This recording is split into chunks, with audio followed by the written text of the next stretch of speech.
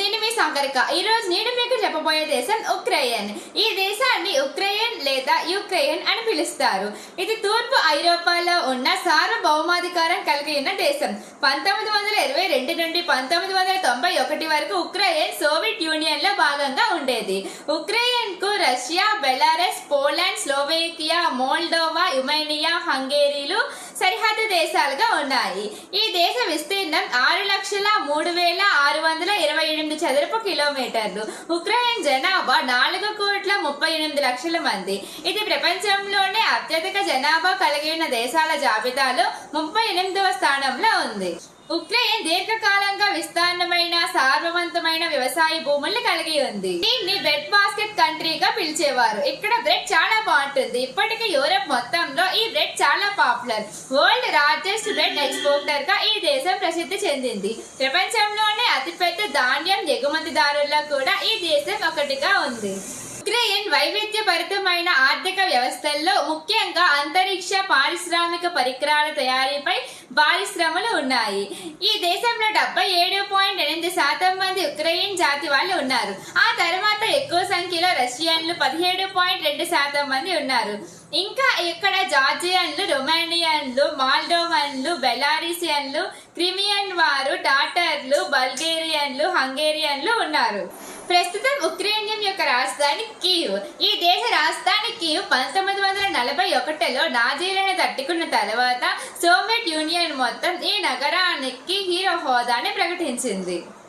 Ukraine అంటే సరిహద్దు ప్రాంతం అని అర్థం. ఉక్రెయిన్లు తమ వివాహ ఉంగరాన్ని ఎడమవైపు కాకుండా కుడి చేతికి ధరిస్తారు. ఇది ఈ దేశ ఆహార విషయానికి వస్తే ఇక్కడ చికెన్, పంది మాంసం, గొడ్డు మాంసం, చేపలు, పుట్టగొడుగులు ఎక్కువగా తింటూ ఉంటారు. ఉక్రెయిన్ జాతీయ వంటల్లో ఒకటి సెలో. ఇది పంది కొవ్వుతో చేసే వంటకం. దీన్ని సాంప్రదాయకంగా వెల్లుల్లి, ఉల్లిపాయ మరియు ఊరగాయలతో తయారు చేస్తారు. ఉక్రెయిన్ యొక్క నేషనల్ డ్రింక్ హోవిల్కా. ఇది తరచుగా మిరపకాయలతో చేసే ఒక ఆల్కహాల్. కోరిల్కా అంటే బర్నింగ్ వాటర్, మండే నీరు అని అర్థం.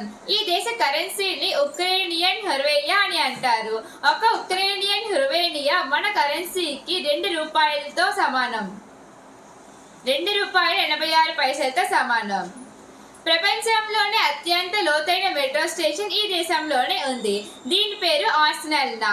ఆర్సెనల్నా అనేది టైవ్ మెట్రో యొక్క ఒక స్టేషన్. దీన్ని భూమికి 105.5 మీటర్లు అంటే 346 అడుగుల లోతులో ఈ స్టేషన్ ని నిర్మించారు. ఒక్కసారి ఇమాజిన్ చేసుకోండి, ట్రైన్ ఇంత కిందకి వచ్చి ఆగడం అంటే ఎలా ఉంటుందో.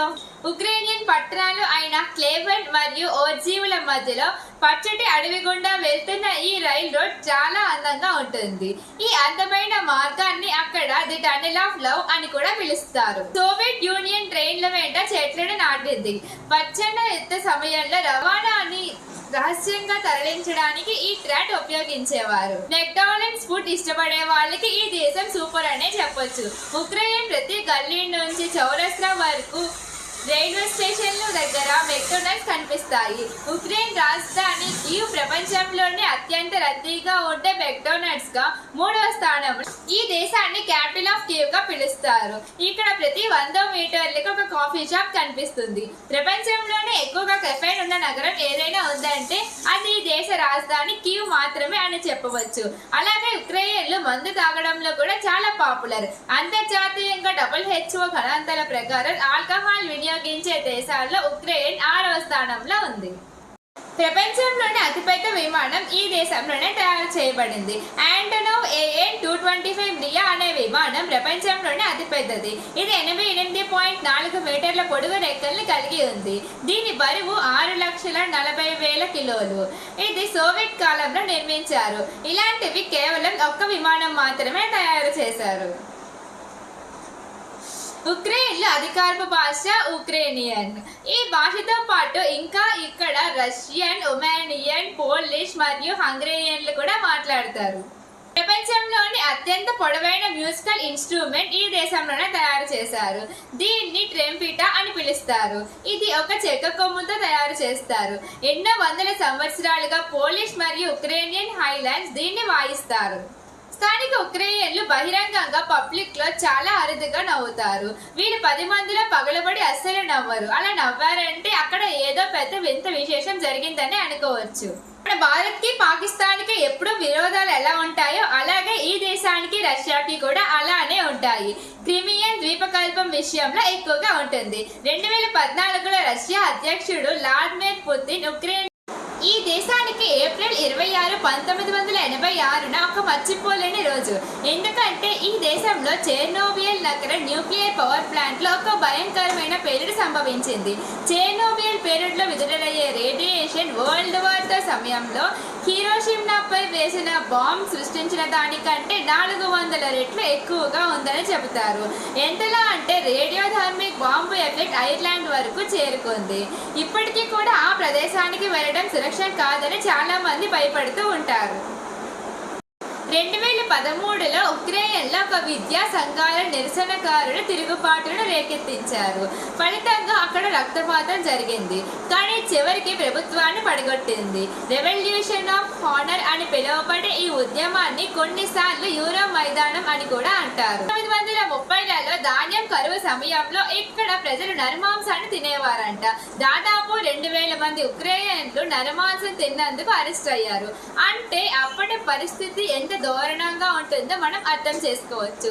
ఈ కరువు ఫలితంగా ఉక్రెయిన్ జనాభాలో 15% మంది అంటే సుమారుగా 4.8 మిలియన్ల మంది ఆకలి చావుతో మరణించారు. ఉక్రెయినియన్ రాజ్యాంగం ప్రకారం ప్రజలందరికీ ఉచిత విద్య అందించబడుతుంది. ప్రభుత్వ పాఠశాలలో పూర్తి స్థాయిలో జనరల్ సెకండరీ విద్య తప్పనిసరి. ద్వితీయ ఉన్నత స్థాయిలో ప్రైవేట్ విద్యా సంస్థలు కూడా ఉన్నాయి. ఐరోపాలో పోస్ట్ సెకండరీ గ్రాడ్యుయేట్ ఉత్పత్తిలో ఉక్రెయిన్ 4వ స్థానంలో ఉంది. ప్రపంచ పర్యాటక రంగ సంస్థ ర్యాంకింగ్ ప్రకారం యూరోప్ లో పర్యాటకులు ఎక్కువగా సందర్శించే దేశాలలో ఉక్రెయిన్ 8వ స్థానంలో ఉంది. ఉక్రెయిన్ కు అనేక పర్యాటక ఆకర్షణీయులు ఉన్నాయి. పర్వత శ్రేణుల్లో స్కీలింగ్, హైకింగ్, ఫిషింగ్ లాంటివి ముఖ్యమైనవి. ఇంకా ఇక్కడ బీచ్లు, అనేక చారిత్రక ప్రదేశాలు చాలానే ఉన్నాయి. ఈ దేశంలో పర్యాటకులు చూడటానికి 7 వరల్డ్ హెరిటేజ్ సైట్స్ ఉన్నాయి. సో చూసారు కదా ఫ్రెండ్స్, ఉక్రెయిన్ కోసం మీకు మరికొన్ని విషయాలు తెలిసి ఉంటే ఈ వీడియో కింద కామెంట్ చేయండి. ఈ వీడియో కనుక మీకు నచ్చినట్టయితే లైక్ చేయండి, షేర్ చేయడం మాత్రం మర్చిపోవద్దు. ఈ వీడియో చూసి వెళ్ళిపోయే ముందు ఒక్కసారి మన ఛానల్ని సబ్స్క్రైబ్ చేసేయచ్చు కదా. Bye bye.